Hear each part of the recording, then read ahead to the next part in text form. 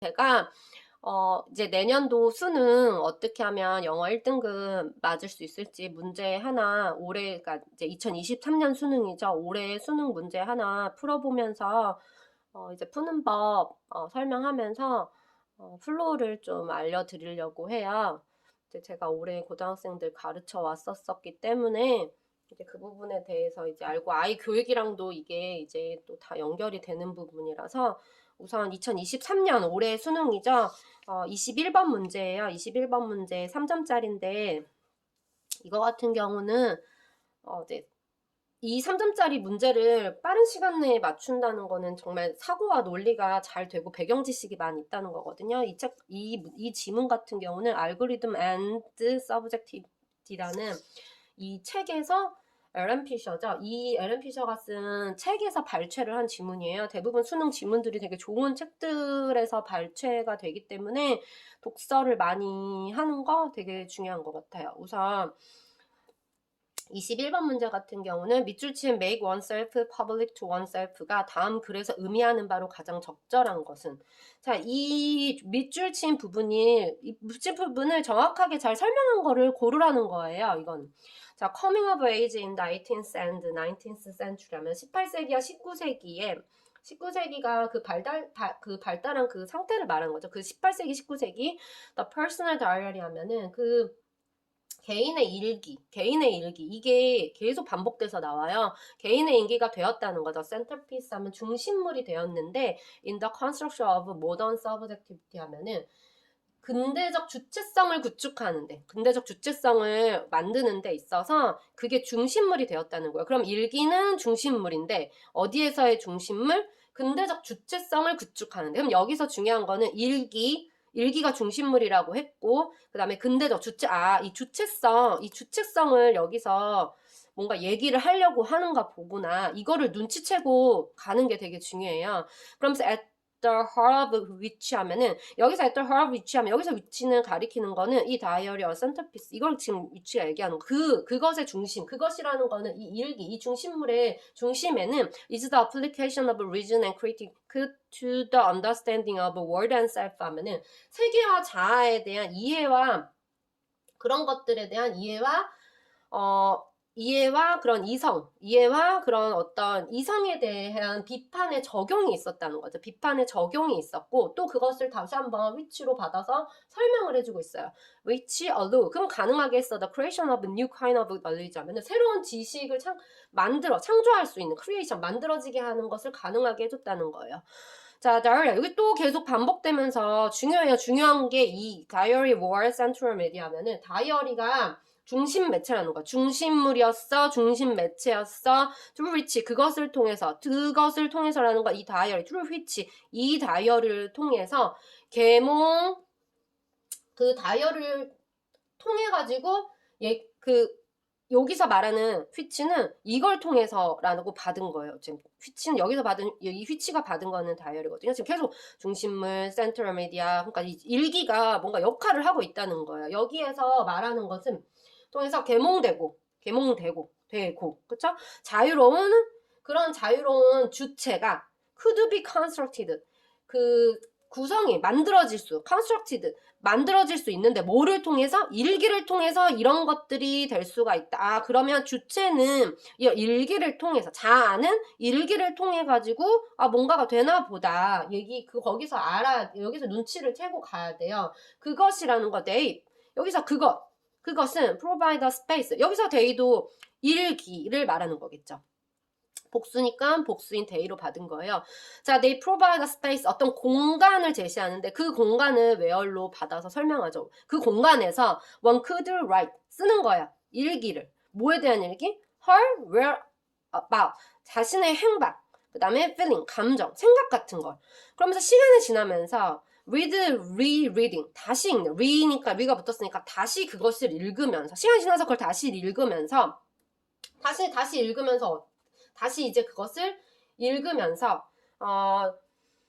desperate 이질적인 그런 그 다시 이제 읽음으로써 이질적인 항목, 뭔가 이제 그 전이랑 다 나중에 시간이 지나면서 읽으니까 이질적인 항목 아니면 뭐 사건 아니면은 뭐 그런 우연 같은 것들이 could be rendered 만들어지는 거죠. 뭐로 만들어져? 이런 것들이 인사이트 통찰력이 되고 이야기로 다시 만들어지고 또 그것은 또 뭐를 가능하게 하냐면 주체성을 형성을 그게 가능하게 해준다는 거예요. 그런 일기를 다시 읽었을 때 약간 이질적인 항목이나 사건이나 어떤 우연 같은 것들이 통찰력과 이야기를 만들고 그 다음에 그것이 바로 주체성을 형성하는 걸 가능하게 해준다는 거예요. 그러면서 it is in that context that 이때 강조 구문이죠. 그것은 바로 어디에서 가능하냐면 the idea of the self 하면은 both made and explored with words. 말이라는 거, 말로 만들어지고 탐구되는 거죠. 말로 만들어지고 탐구되는 자아죠. 자아. 여기서 계속 아까 반복되는 것도 주체성, 자아, 일기가 자아, 주체성과 관련이 있다는 거예요. 그런 자아랑 만들어지고 말로 일기를 썼으니까 말로 만들어지고 탐구된 그런 자아라는 개념이 나타나는 것은 어디냐면 그 맥락은 뭐예요? 그 일기라는 그 맥락에서 만들어진다는 거죠. 그럼 그 일기는 were personal and private 하면은 아주 개인적인 거예요. 개인적이고 사적인 거. 그러면서 one would write for oneself 하면은 자신을 위해서 일기는 쓰죠. 그 일기라는 거에 대해서 일기는 개인적이고 사적인 건데 in 하버마스 formula 하버마스의 그런 정확한 표현을 빌리자면 가져온다면 거기에서는 뭐 이렇게 해석되는데 하버마스를 이 문제에서는 아냐 모르냐 알고 있었냐 모르고 있었냐에 따라서 또 문제를 푸는 속도가 되게 빨라질 수밖에 없죠. one would make oneself public to oneself 하면은 하버마스의 명확한 이론을 빌려서 자신을 oneself를 어떻게 만드는 거예요? 공개적으로 만드는 거죠. 누구한테? oneself. 자신에게 공개적으로 만드는 거라고 하는데 그게 무슨 말이냐? make. 목적어죠. oneself. 자기를 공개적으로 자기 자신한테 만든다. 그러면 지금 아까 make oneself public to oneself 이 부분 by 뭐뭐 함으로써 by making the self public 목적어 또 목적보 the self가 public 자신이 공개적으로 in a private sphere 그 사적인 공간이잖아요. 그 사적 영역에서 자신을 공적으로 만든다는 거죠. 사적이었던 걸 공적으로 만들면서 the self 자아는 also became 어떻게 되냐면 an object 하면은 대상이 되는 거죠. for self inspection 하면은 자기 점검과 self inspection and self critic 하면은 자기 비판의 대상이 된다는 거예요. 자기 자신을 점검하고 자기 자신을 비판하는 대상을 그 사적인 영역에서 자신을 공적으로 만들면서 그렇게 된다는 거예요. 그럼 여기서 정답 1번부터 보기 읽어보면 자 1번 use writing as a means of reflecting on oneself 바로 정답은 이거죠. 정답은 일단 1번이에요. 사용하는 거죠. writing 쓰는 거 쓰기를 하면서 쓰기를 사용하는 거죠. 뭐의 수단으로서 이용을 해요? 수단인데 reflecting on oneself 자기 자신을 reflecting 뭐 이렇게 보는 거죠. 심사숙고해서 보고 뭐 이렇게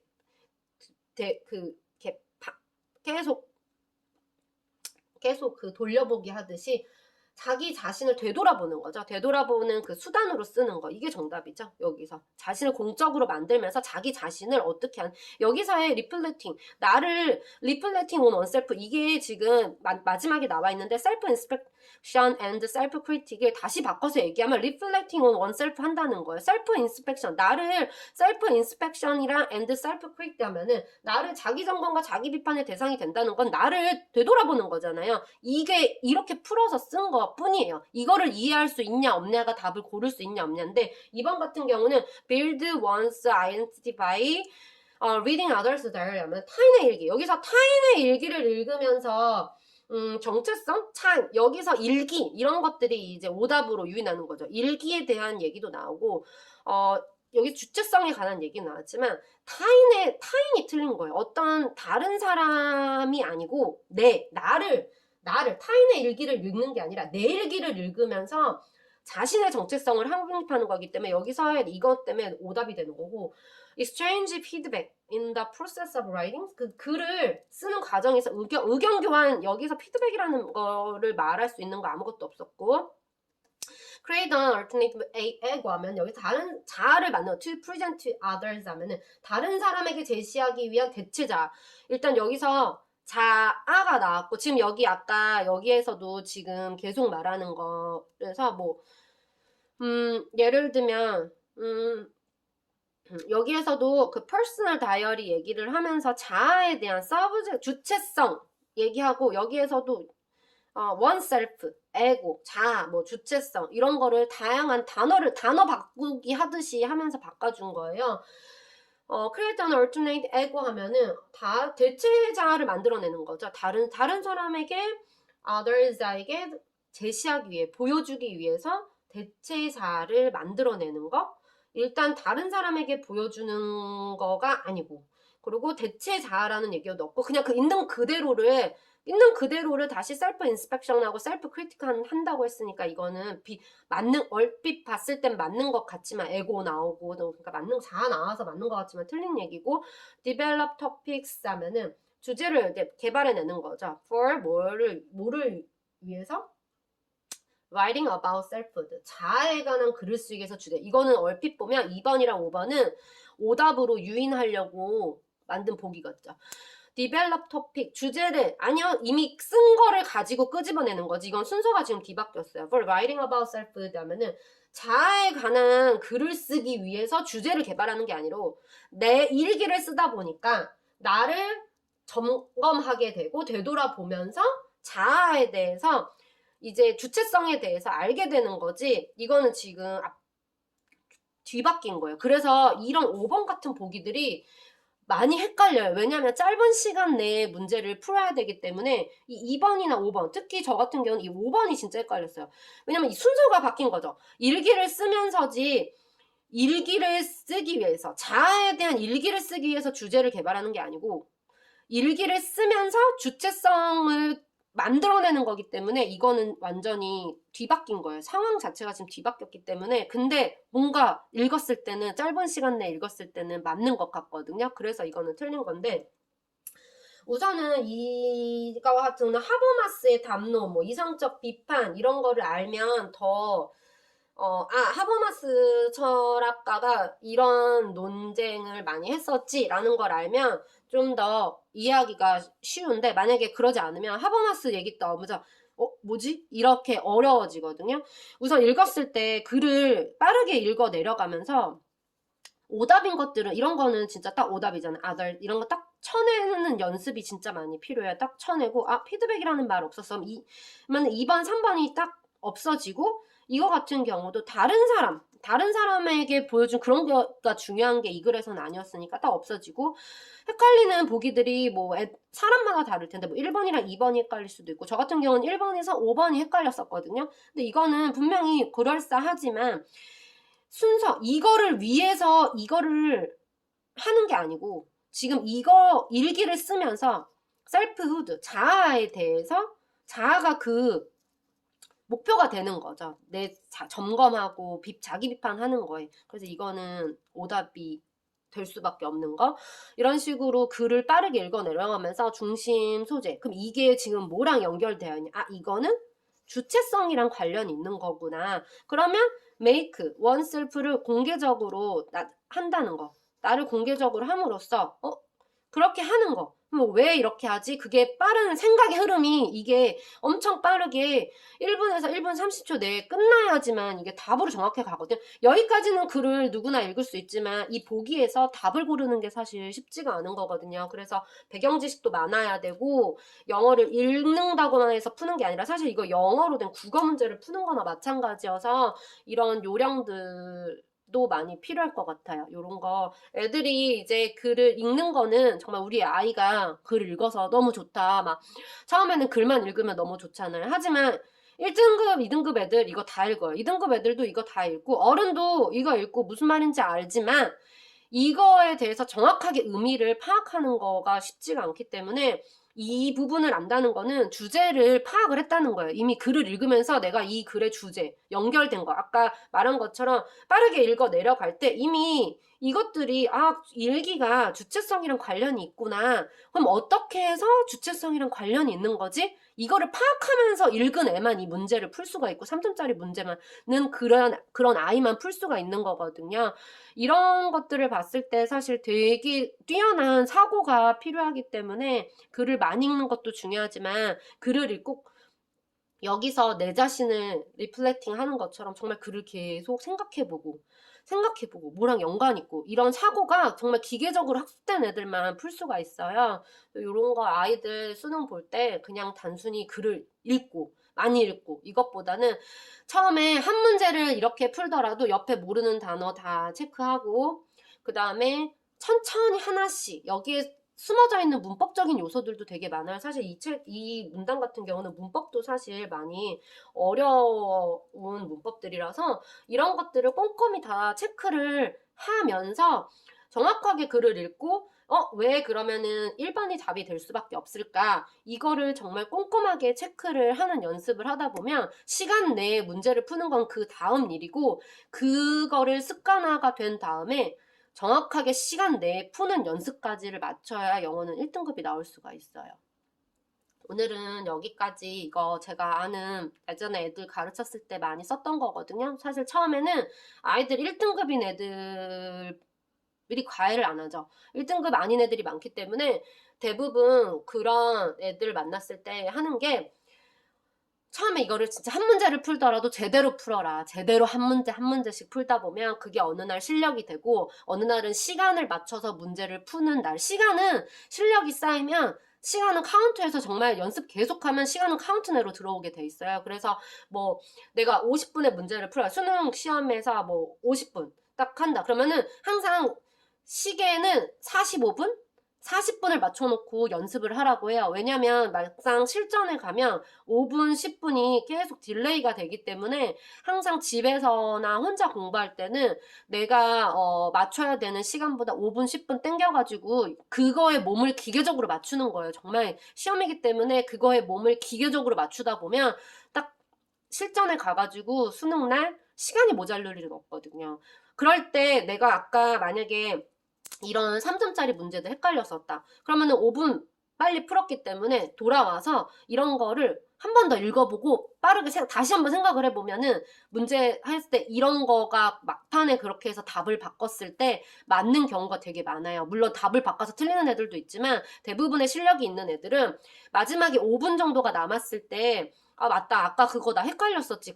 이런 3점짜리 문제는 당연히 헷갈릴 수밖에 없거든요. 그러면은, 그거 다시 되돌아와서 이 문제를 다시 한번 읽어보는 거예요. 읽어보고, 아까 헷갈렸었던 보기 2개를 이렇게 골라만 놨다가, 다시 한번 읽어보면, 그때는 이미 문제도 또 다 풀었기 때문에, 아까보다는 뭔가 시간에 덜 쫓기는 느낌이 나서, 뭔가 생각이 조금 더 유연해지거든요. 그러면 그때는 더 답이 잘 보여요. 그런 식으로 해서 막판에 생각을 했을 때 3점이 진짜 크거든요. 이 3점 되게 큰 거라 그런 식으로 해가지고 답을 바꾸거나 아니면 내가 처음에 생각했었던 답이 맞았네? 그럼 그대로 가면 되겠다. 그럼 답에 확신이 생기잖아요. 그런 식으로 해서 문제를 풀어서 시간 내에 풀어야 1등급을 맞을 수가 있어요.